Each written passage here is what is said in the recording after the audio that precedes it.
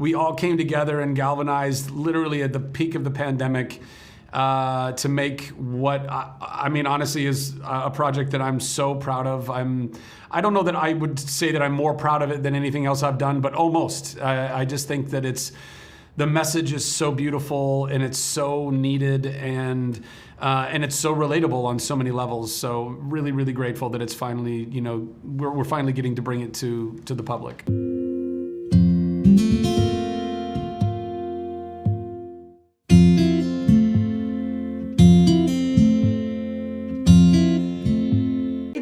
It's been a few years since you made this movie. Yeah. So 4 years. how does it feel to have it finally be out there? Fantastic.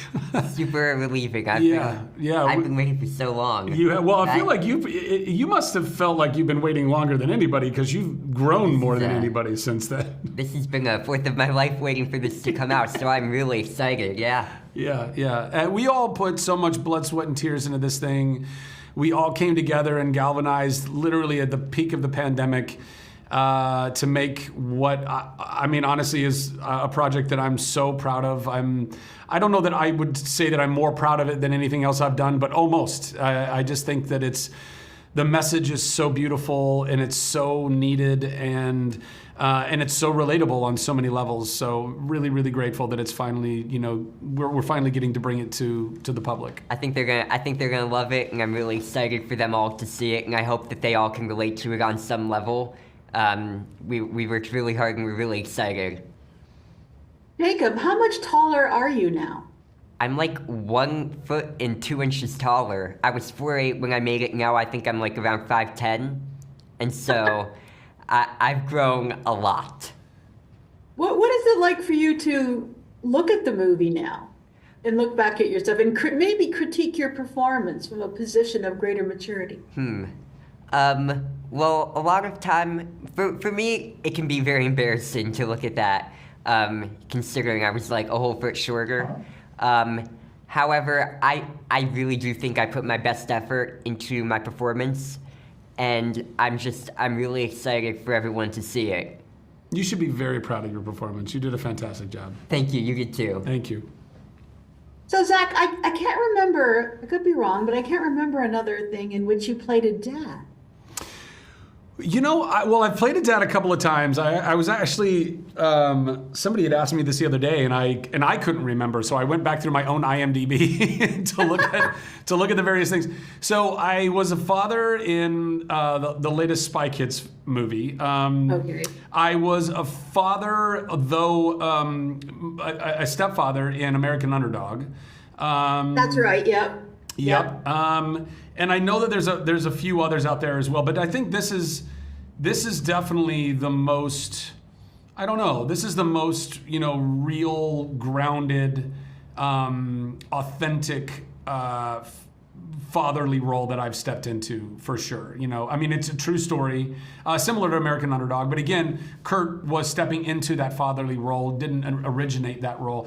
And for Scott and Teresa, in this true story, to have these two beautiful boys and to be navigating those waters, particularly, the waters of having a child, not just with osteogenesis imperfecta, but with autism, that's something that affects everybody at this point. Whether you yourself have autism or your children do, or a friend does, or whatever it is, it's something that now touches everybody's life. And so I think that there's no time like the present to be able to tell stories that are authentic and also beautiful, that kind of encompass that.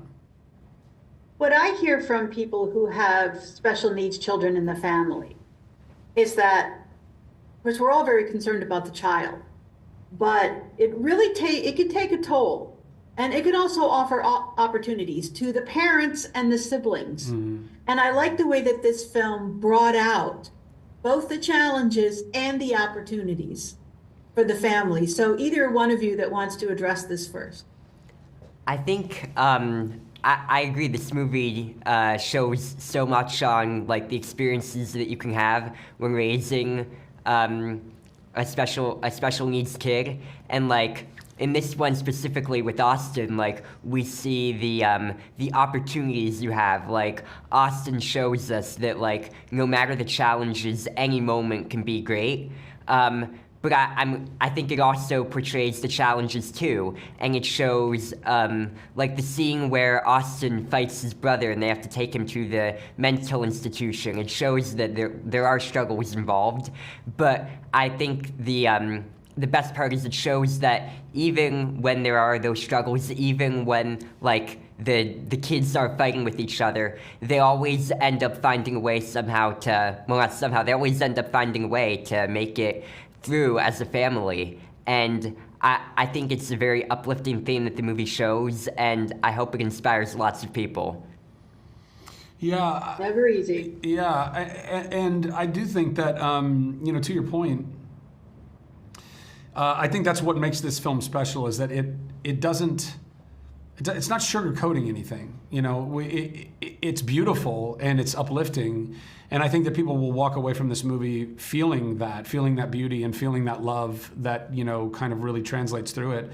But it comes at the cost of, or going through the journey with the family that goes into lots of very difficult situations in how Scott and Teresa are both self-medicating their way through it, trying to figure out their own inner demons and inner turmoil, their conflict within their own partnership, but also what it means to go through the struggles and the difficulties of having a child that is on the spectrum, and their other son, who really kind of is, gets lost in the shuffle oftentimes. If you have a sibling that is special needs, they get most of the attention oftentimes, and you can kind of get lost in that. And none of that is lost in the movie. It's all very well, I think, portrayed, but it also shows the beauty that can come through all of that when a family comes together as they navigate what all of that is. Yep.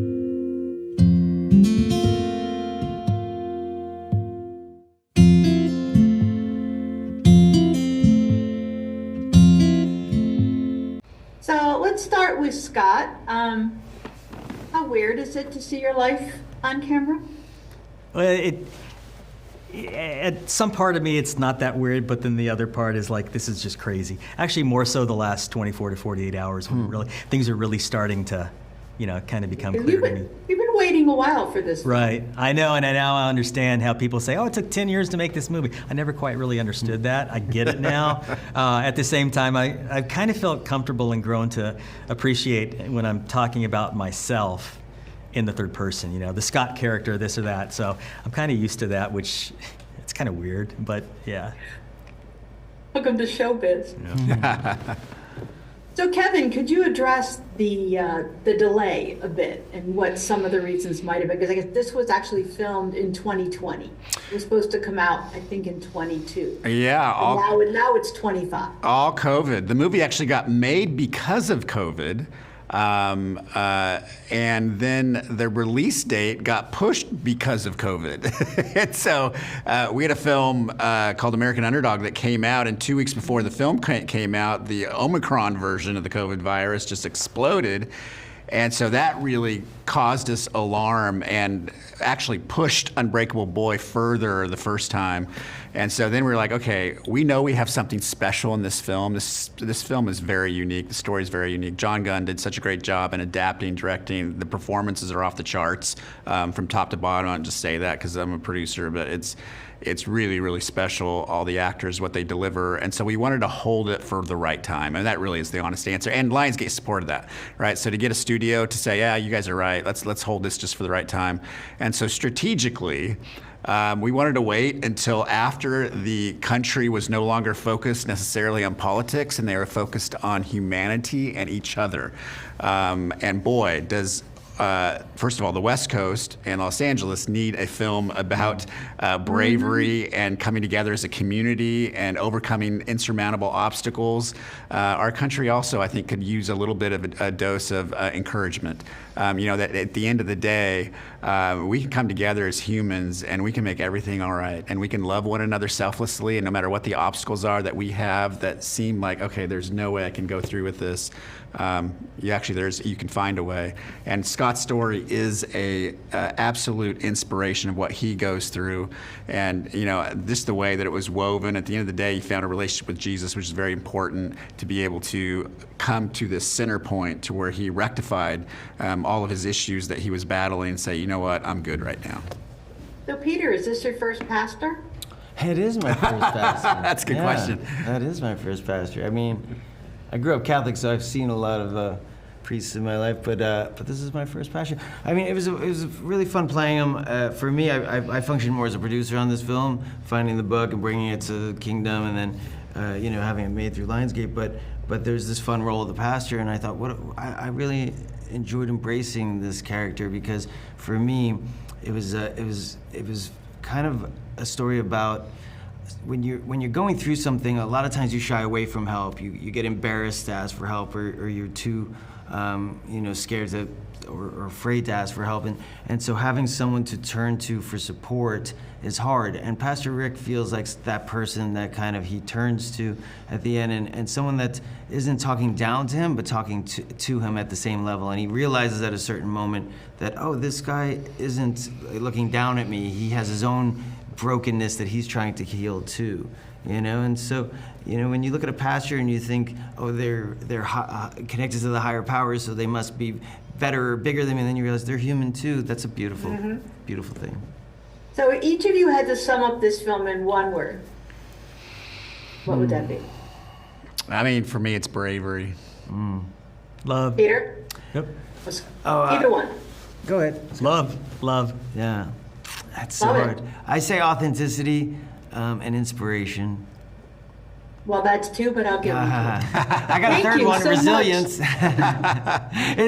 There's too many. I know.